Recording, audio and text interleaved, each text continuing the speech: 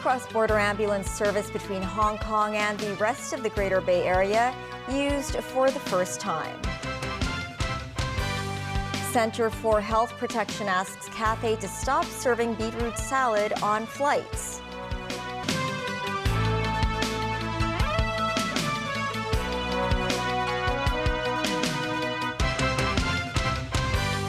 Happy Friday, I'm Melissa Hekalea, and this is TVB News. The cross-border ambulance service between Hong Kong and the rest of the Greater Bay Area was used for the first time today. An ambulance transferred a 67-year-old man from the University of Hong Kong Shenzhen Hospital on the mainland to Tuen Mun Hospital in about 40 minutes. Samantha Lee reports.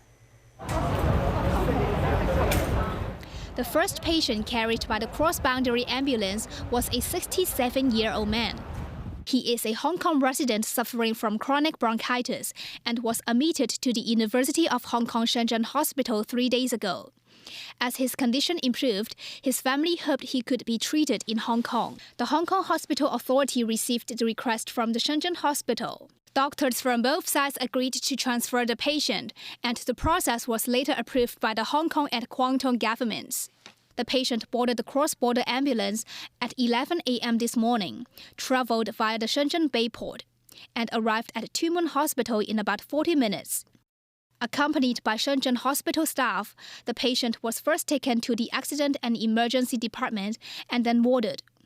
Doctors said the whole process was smooth. Anne Lee, Deputy Hospital Chief Executive of the University of Hong Kong Shenzhen Hospital, said the patient did not need to leave the ambulance for border crossing procedures because he was attached to a ventilator at all times. All immigration processes were handled beforehand. She said only one ambulance was used, adding to the convenience of transfer. The total cost for the transfer was 4,990 yuan. Which was charged by the Shenzhen Hospital and paid by the patient's family. Under the one-year pilot scheme for direct cross-border ambulance transfer, patients from the Shenzhen Hospital or Conde Honorario Hospital of Macau can be transferred to Hong Kong public hospitals, but not the other way around.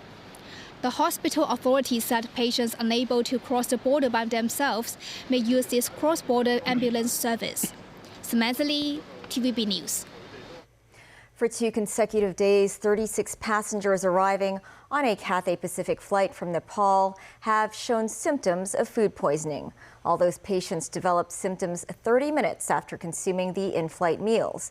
Though the root of the problem has not yet been found, the Center for Health Protection, or CHP, instructed the airline to stop serving beetroot salad on the aircraft carrier. On Wednesday and Thursday, other passengers felt ill after taking the same Cathay flight CX-640 from Kathmandu to Hong Kong. The CHP believes there is an epidemiological link between the cases. The CHP and the Center for Food Safety are investigating the food consumed by the patients, including the common food served on the flights. Authorities said beetroot salad involves more handmade processes and doesn't require reheating before consuming. The observatory said it received locally felt reports of a magnitude 4.2 earthquake that hit the sea southeast of the city this afternoon.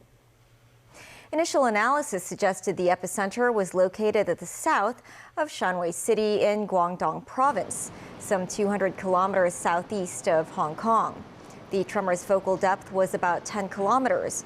Over 10 people reported feeling minor shaking that lasted for a few seconds. The observatory said the quake has a local intensity of 3 on the modified Mercalli intensity scale, causing vibrations indoors that feels like light trucks passing by.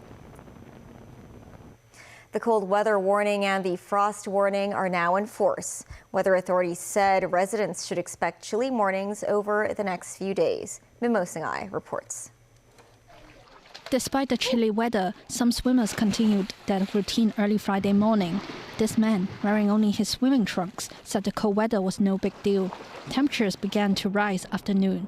Some people brought their pets out for a walk. Others sat on a bench to enjoy the afternoon. Many wrapped themselves in thicker layers of clothing than usual. An intense winter monsoon reached the South China coastal areas on Thursday, leading to a drop in temperatures in the city.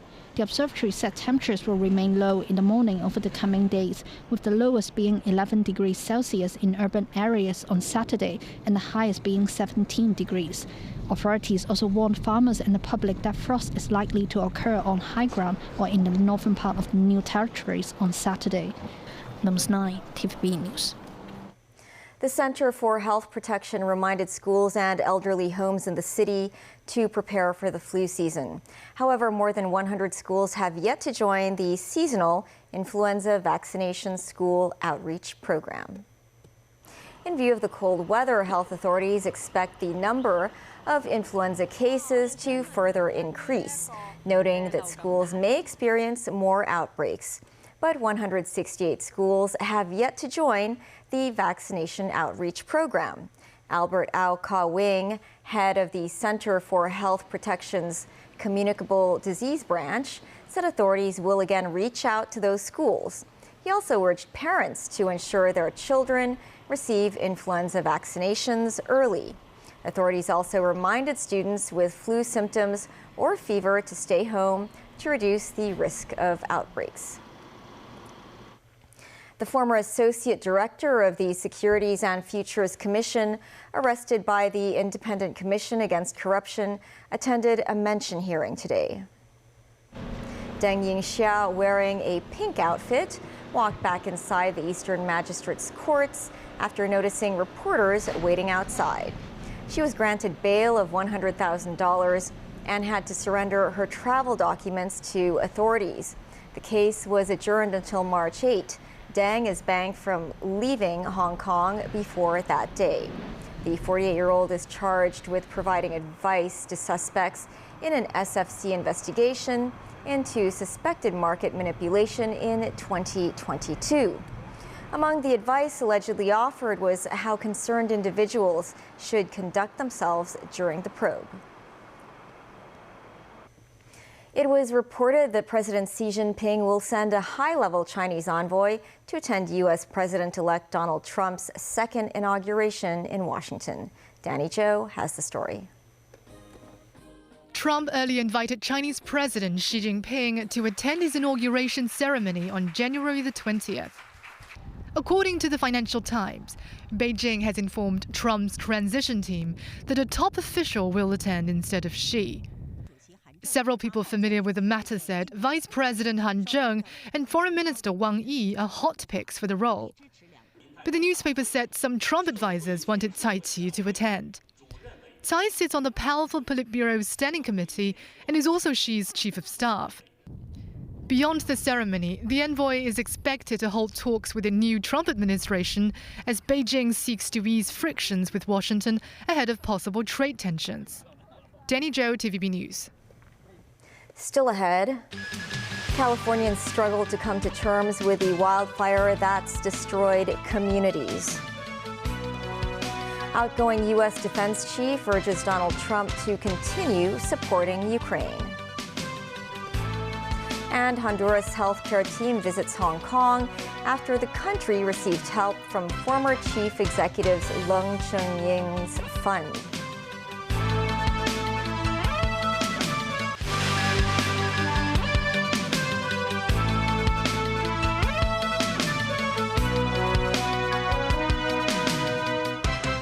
Welcome back. The death toll from the Los Angeles wildfire stands at least 10, but the county sheriff says that number will likely rise because they've not been able to get to the worst affected areas. Multiple fires are still burning in separate areas across 60 square kilometers. Some residents have been able to return, but to scenes of utter devastation with homes destroyed. David Garrett reports. Hills ablaze as fires burn into the night sky. 180,000 forced to evacuate, others under a warning told they could have to flee at any moment. Firefighting helicopters battle the Palisades fire in Los Angeles. Thousands of firefighters are tackling the inferno, many from the air. A Herculean task. Some have barely rested in 70 hours. In a city famed for movie making, these horrific scenes are barely believable. The devastation is real. Earlier, a change in the wind brought some respite. frostbite. Emergency services able to survey the damage and called it the worst natural disaster in the city's history. Buildings burnt to the foundations, trees, houses, pavements smouldering. The Palisades fire burned along the coast, destroying almost everything in its path. Up and down each one of the blocks I traveled, those houses no longer exist. They are now basically rubble. 10,000 structures have been destroyed, with more being counted. Bridget returned to her residence in Altadena to find nothing left. Her home for 16 years gone. I watched this house burn down live on the news while I was at work. So just to kind of make it real and see what was here, I didn't expect to find much. Fine remains. There were fears the blaze could sweep it away in a dry area prone to forest fires. Some of those who work in LA's entertainment industry have been affected. Well, we ended up losing our house in the fire, and thank God we are safe. So thank you to everyone who's checking. Thank you for all your prayers. Thank you for your thoughts.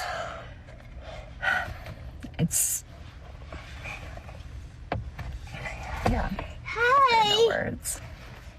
David Garrett, TVB News. The chief of South Korea's Presidential Security Service has resigned.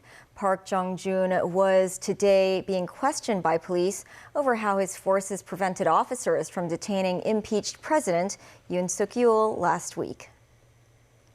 Reports say Park's resignation has been accepted by acting leader and Deputy Prime Minister Choi Sang-mok. He was questioned today, with the security service and law enforcement clashing over attempts to arrest Yoon at his official residence in Seoul. Park said his duty was to protect the president and warned of bloodshed, as critics accuse his agency of becoming Yoon's private army. The country's anti-corruption agency and police are planning a second attempt to detain Yoon over his ill-fated December 3rd decision to declare martial law. Ukrainian President Volodymyr Zelensky and U.S. Defense Secretary Lloyd Austin have urged the incoming Trump administration not to give up on Kiev's fight against Russia. During a meeting of European defense leaders in Germany, Austin said it would be crazy to drop the ball now. Nazvi Karim has more. Of that amount has been delivered. On Thursday, the Pentagon said Washington sent another $500 million worth of weapons to Ukraine. If no further announcements are made before Donald Trump is sworn in on January 20th, it would be the last delivery from Joe Biden before he steps down. That leaves about $3.85 billion of pledged funds in the hands of the incoming Trump administration. Trump has long criticized Biden's Ukraine policy and said he would try to end the war once he takes office. Austin met Ukrainian President Volodymyr Zelensky at the Ramstein Air Base in Germany during a gathering of the Ukraine Defense Contact Group. They used their last meeting as a platform to urge Trump to continue U.S. support for Ukraine. I'm leaving this contact group not with a farewell, but with a challenge. The coalition to support Ukraine must not flinch. It must not falter, and it must not fail. Ukraine's survival is on the line, but so is all of our security. It's up to the future administration to make their own decisions.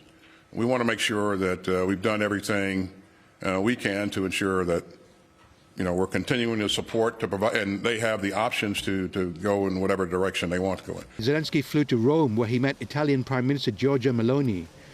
Meloni expressed solidarity to the victims of the recent Russian bombings in Ukraine and reiterated Italy's support for the legitimate defense of Ukraine. Nazvi Karim, TVB News. Protesters across Latin America took to the streets on Thursday as they rallied against the inauguration of President Nicolas Maduro in Venezuela.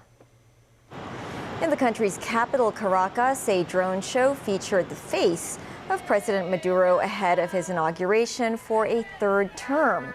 However, in other parts of Latin America, Venezuelans came together to protest against the leader.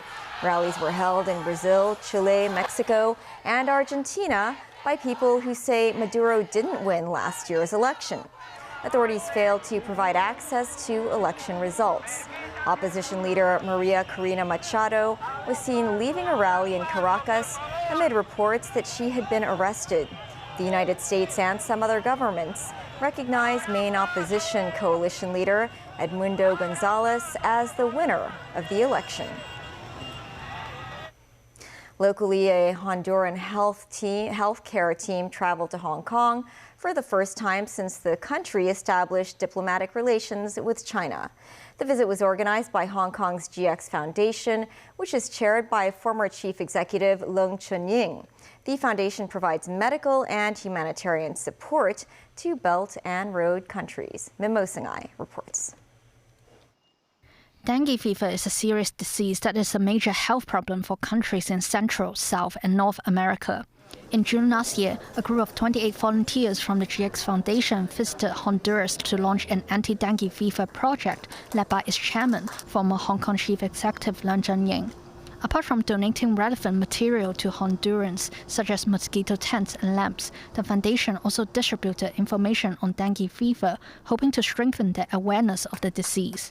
To further enhance medical exchanges, a group of Honduras healthcare representatives arrived in Hong Kong on a 3-day mission to observe the city's medical sector.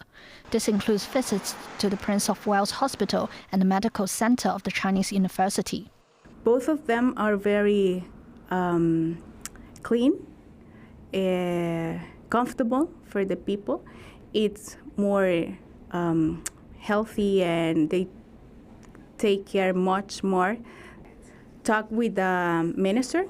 We expect that much of that things that we can learn here can be applied in Honduras. Amy also said the anti-dengue fever project in Honduras has so far been effective. The cases are reducing and the mortality also is reducing. And we expect that this year we can start the season with better promotion to avoid mortality. While the current dengue fever program lasts only for 2 years, Leung Chun-ying said the foundation will continue the work in Honduras. We don't want to do anything that comes our way. We study. And then we come up with a proposed plan, and we discuss with the local authorities. Sometime in 2025, we'll review the dengue project, and then we'll decide what else we could do. Leung said the foundation may target another country in Central and South America in the future as a project partner. Mimo Singai, TVB News. That's the news. Thanks for watching. Have a great weekend and stay warm.